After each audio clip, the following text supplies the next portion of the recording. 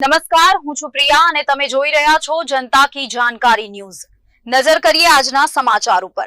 કથિયોદર ગામે ગ્રામજનોની ઉપસ્થિતિમાં ડુંગર એસબીઆઈ બેંક દ્વારા ગ્રામસભા યોજાઈ।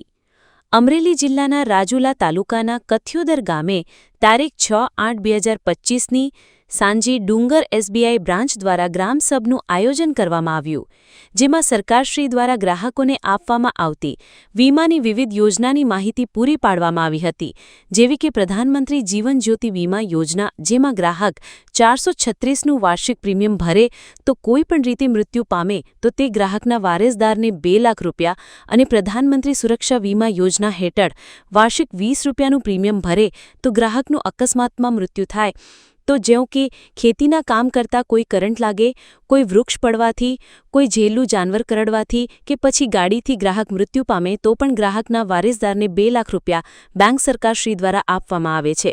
વધુમાં ખેતીને લગતા અને સ્વાસ્થ્યને લગતા વીમા વિશે પણ માહિતી પૂરી પાડવામાં આવી। આ ગ્રામસભામાં ગામ પંચાયતના સરપંચ શ્રી બાબુભાઈ આતાભાઈ વાઘ તથા ગામના ભાઈઓ બહેનો માતાઓ વડીલો નાના ભૂલકાઓ તેમજ Dungar SBI branch manager Arvind Abhang સાહેબ સાથે બેંક સ્ટાફે હાજરી આપી હતી। રિપોર્ટર સમીર ખોખર, વીજપડી।